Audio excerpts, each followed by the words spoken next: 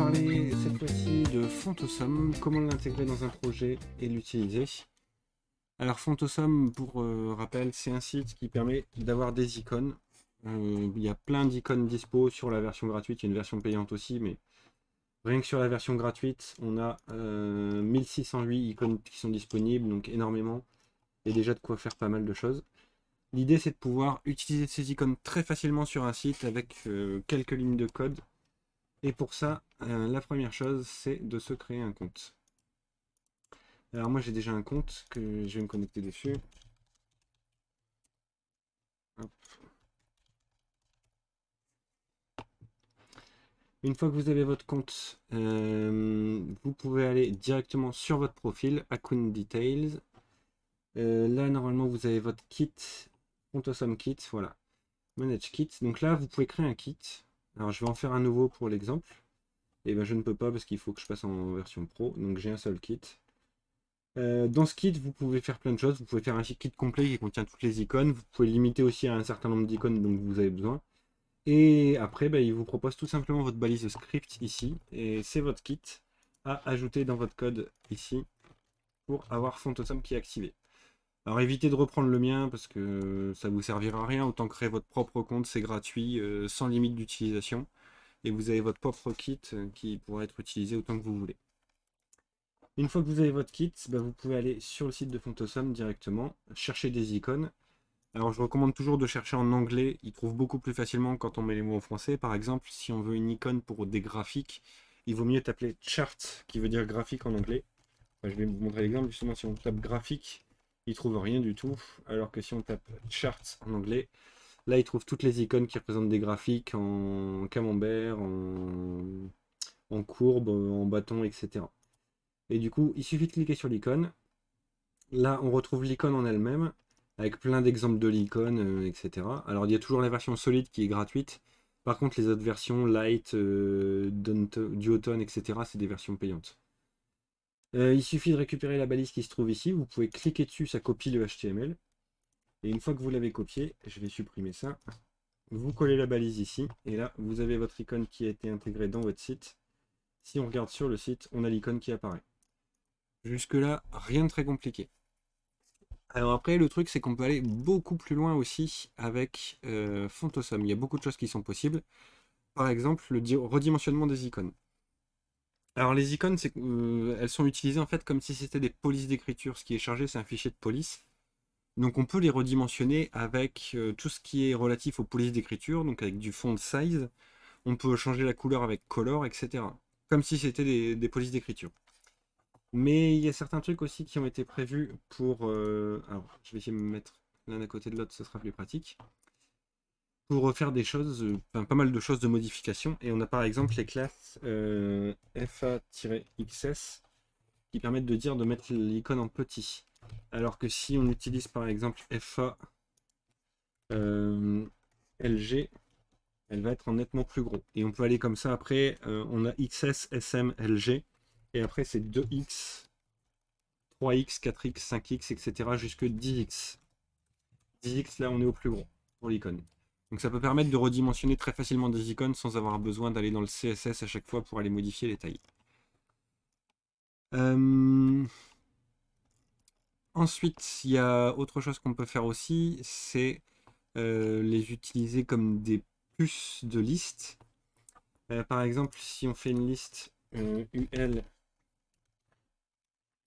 il suffit de lui rajouter une classe égale FA-UL. À l'intérieur, on fait des LI et il suffit ici de faire, je vais reprendre par exemple, hop, celui-là.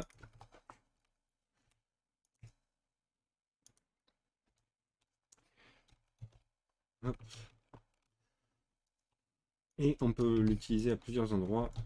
On peut utiliser plusieurs icônes différentes. Par exemple, je peux utiliser le FA Spinner.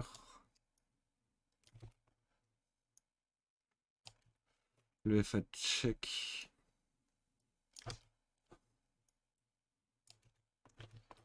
Et du coup, on se retrouve, je vais supprimer les deux suivants, avec une liste à puces où les puces sont des icônes Fontosum. Ça peut être pratique dans certains cas, ça peut me permettre de faire des choses un peu sympas. Ce qu'on peut faire aussi, c'est faire des petites animations sur les icônes. Alors on peut les faire tourner, les incliner déjà. Alors je vais juste reprendre une icône. Je vais supprimer le UL.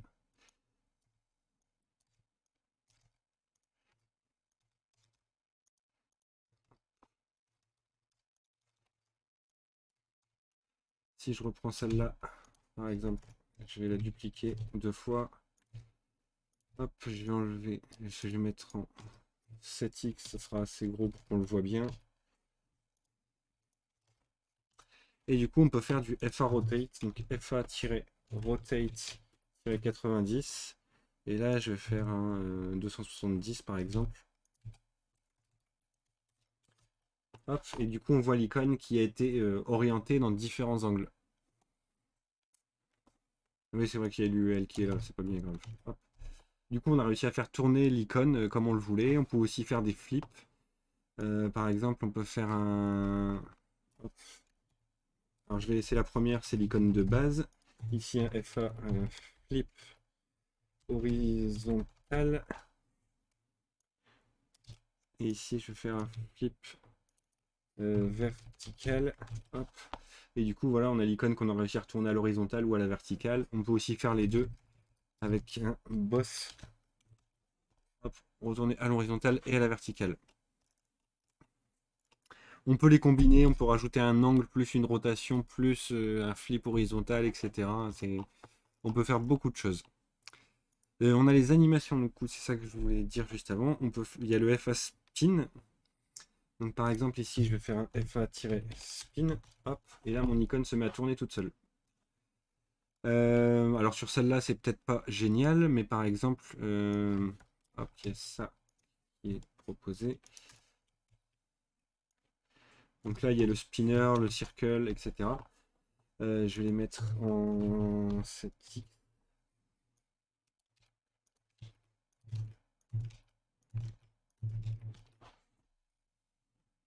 Voilà, donc là, on a les spins qui sont en haut. On a celui-là qui est en pulse, qui permet du coup de faire une animation qui est un peu différente. Je sais pas si le pulse fonctionne sur tout, d'ailleurs, j'ai jamais essayé. Ouais. Je le refais sur le même et je fais une faute en plus. Pulse. Ouais, il efface par endroit sur le côté. Ça marche pas nécessairement avec tout.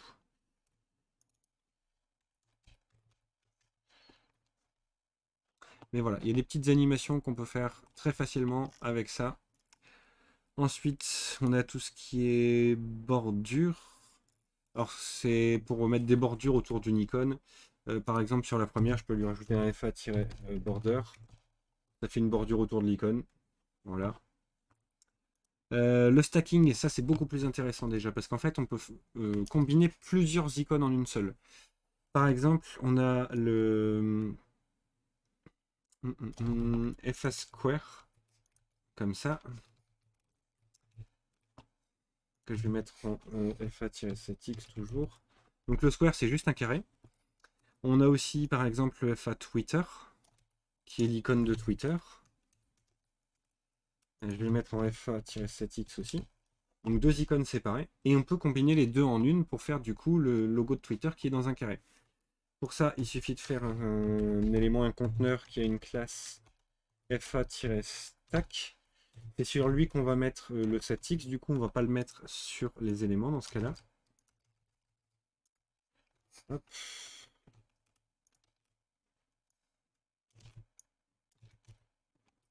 Et il faut rajouter FA-stack ici à l'intérieur.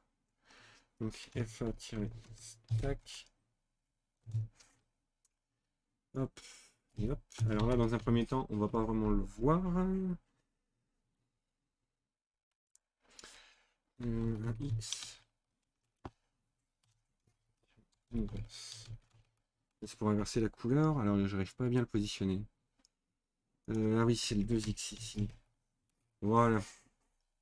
Si je mets pas le inverse, ils vont être de la même couleur et du coup, je les vois pas en fait. Mais là, en inversant la couleur, du coup, je mets celui-là en blanc alors que l'autre est en noir et on a du coup réussi à stacker deux icônes. Pareil, il y a plein d'exemples qui existent sur Fontosum. Je vais vous les mettre, que vous voyez un petit peu ce qu'ils proposent comme exemple. Et voilà, on se retrouve avec par exemple un rond avec lequel on a mis un drapeau, la balise code dans un carré. Il y a aussi le symbole barré qu'on peut mettre en rouge avec quelque chose à l'intérieur pour mettre un truc d'interdiction. Enfin, voilà, beaucoup de choses possibles quand on stack les icônes.